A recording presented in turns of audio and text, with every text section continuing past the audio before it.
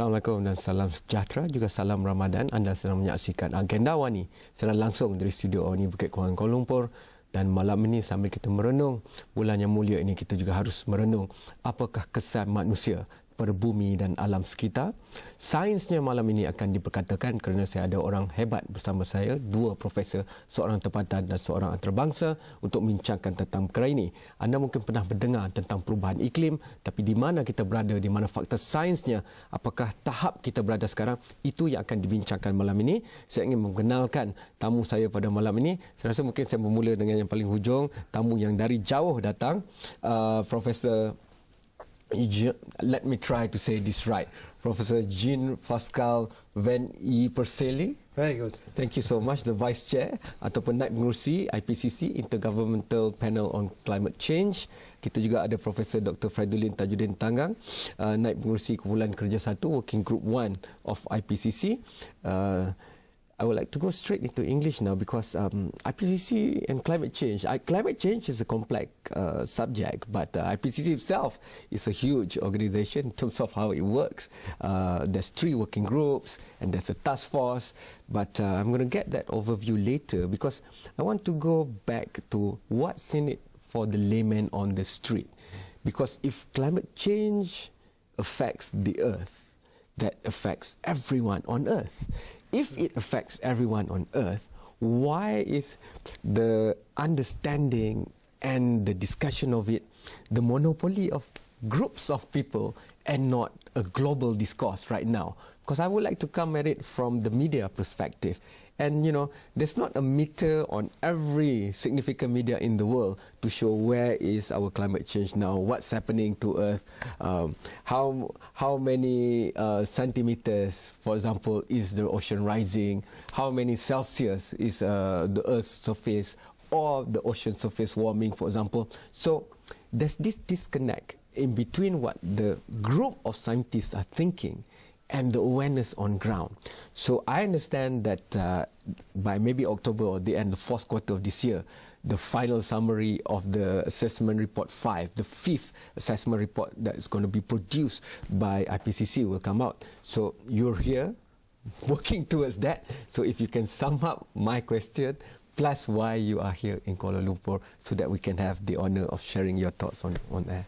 Thank you very much. Thank you very much for inviting us to speak about climate change and the IPCC first, because indeed, as you said, the role of media is very important to explain what we are doing and to talk about the issue, which is indeed very important and indeed of concern for all the inhabitants of the planet, because we share the climate of the planet is something we share.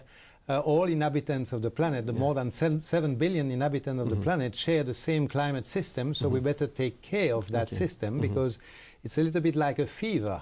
You know, if the temperature goes too high, it means that the state of the patient is not good.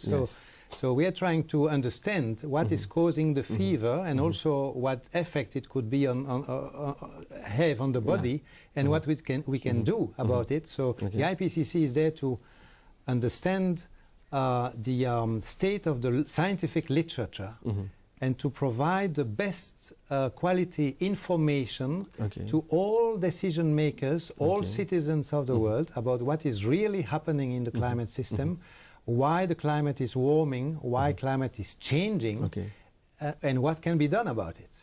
So what we did here in Malaysia, in a very good working atmosphere, and I'd like to thank the Malaysian government for that, was to work the representatives of the author teams of the 3 working group of IPCC to work on the best synthesis possible, so that at the end of October, indeed, we have a compact document, very clear, very understandable, so that the best decisions can be taken in the light of that knowledge.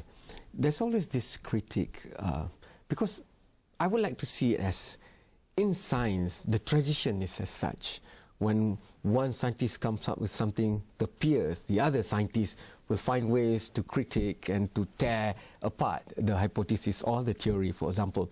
So we have seen that happening maybe to AR4 or assessment report 4. So how do you take... very small, yes, very small aspects. However, the layman will not see it like that. They will see that that's the flaw. So how would this assessment report 5 take into consideration the feedbacks and the input coming back to it? Because if I understand and what I read correctly, there's already that conversation ongoing that's always being taken into what's going to be the final synthesis report. Because the report would have been put last year, for example, online, and people can download and people can see it in groups. Special interest group can also send in their views on that. So that is a more interactive process rather than just a group of scientists working with IPCC Absolutely. And coming out with their report. Absolutely. It's actually the review process you are mentioning is essential, and the feedback from experts from all over the world, but also from government, business, NGOs, is extremely important to point to the places in the text where improvement can be made. Okay. We prepared 3 drafts before the final one.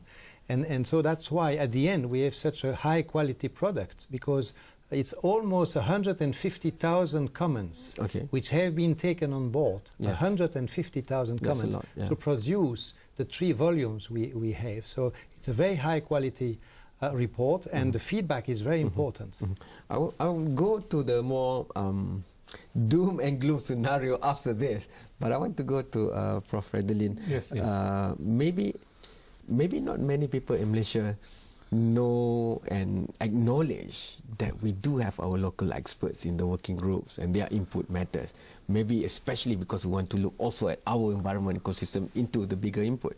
Maybe you can enlighten us on the role from your part and your peers. It's true. I mean, it's not just in Malaysia. But overall, if you look at the comparison between developed countries and in developing countries, there is much less proportion of scientists involved in IPCC process coming from the developing countries. In Malaysia, we are fortunate during this assessment report. At least we have two representatives, myself and Professor Joy Pereira from UKM as well. But overall, we are still lagging behind in terms of the number of scientists, and this is something that we need to do something, I think, in the future.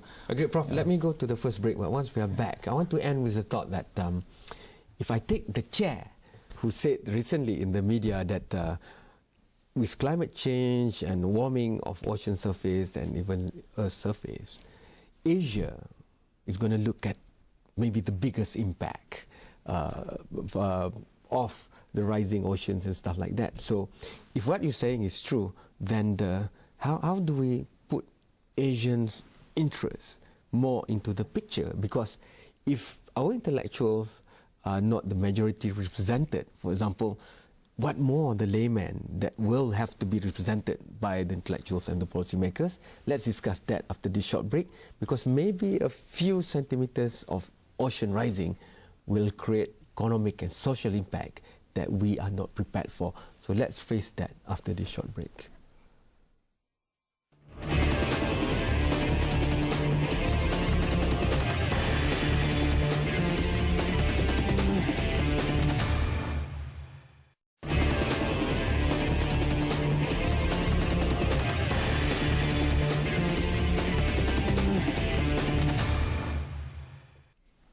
Anda masih menyaksikan agenda Awani dan kita masih lagi membicarakan tentang isu yang bukan saja mendepani kita tetapi juga keturunan untuk masa depan.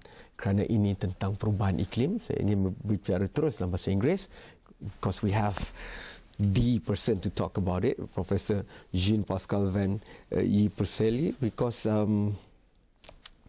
at the Vice Chair of IPCC, like you said, 150,000 of reviews and critics, hundreds of direct scientists attached to IPCC and the working groups, thousands more peer reviews.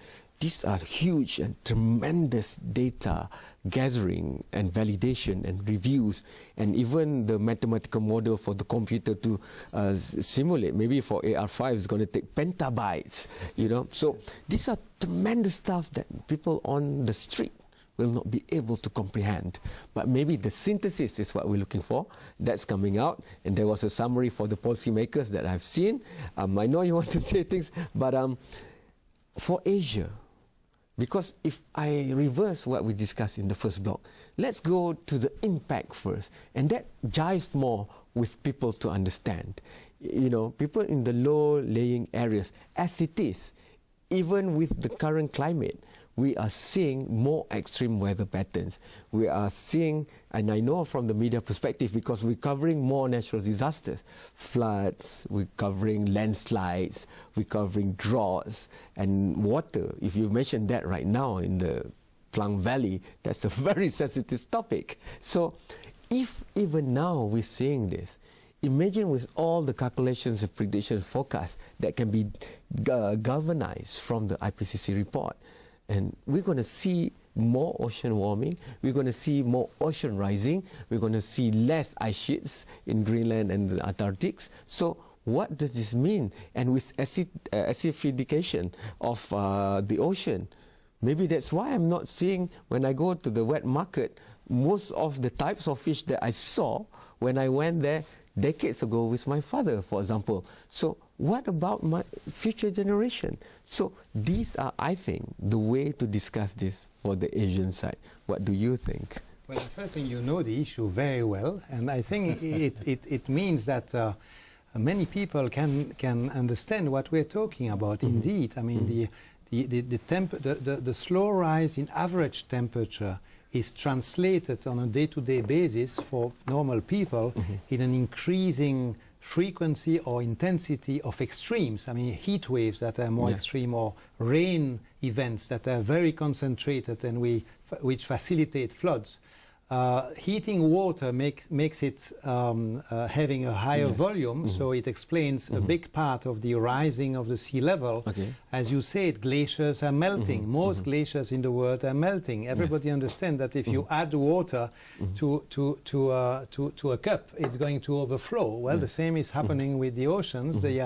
The level of the oceans is rising 20 centimeters over the last 100 years already, and probably 30 to up to 1 meter during this century, in addition to what we have now. So all of that can be understood easily and will affect the habitability of the entire planet. So it will affect all citizens of the world. Water resources as well, as you said, places with more drought, other places with too much water in certain places, too little water in other places. So effect on agriculture as well. I mean, rice, for example, is sensitive to temperature, and above a given temperature, it cannot grow anymore. So the impacts could be perceived in so many areas.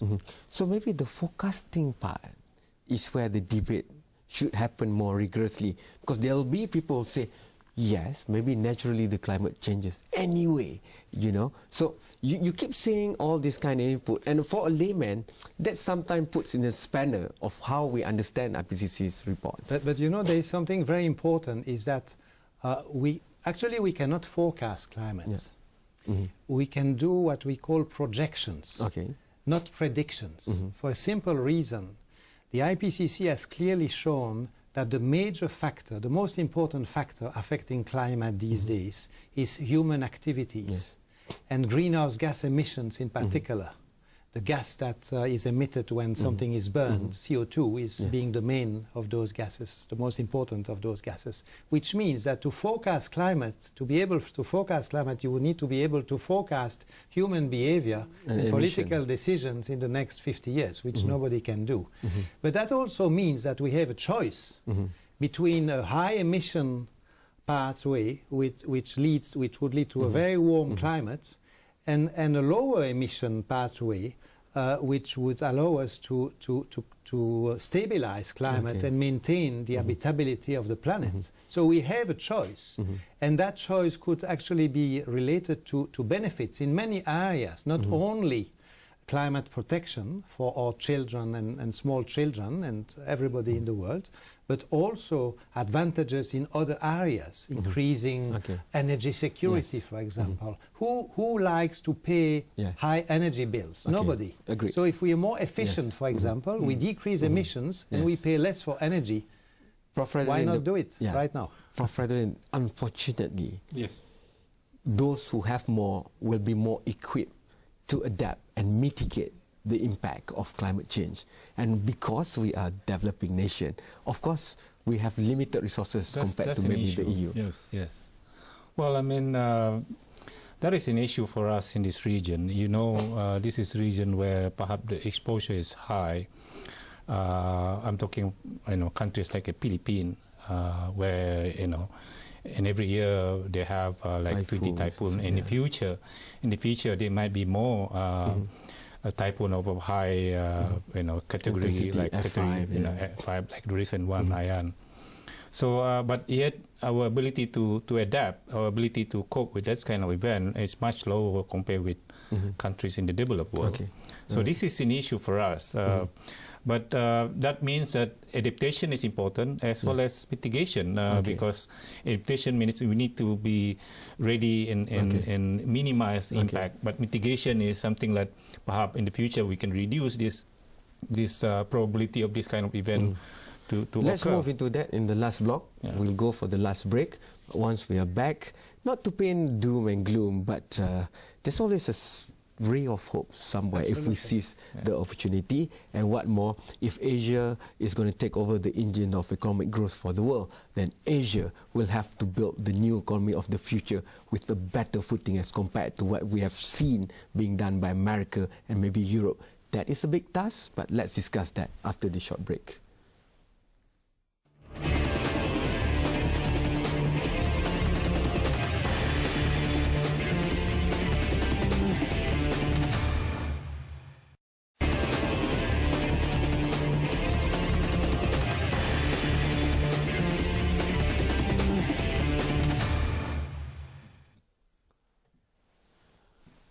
Anda masih menonton Agenda Awani dan kita masih lagi cuba mencari jalan penyelesaian.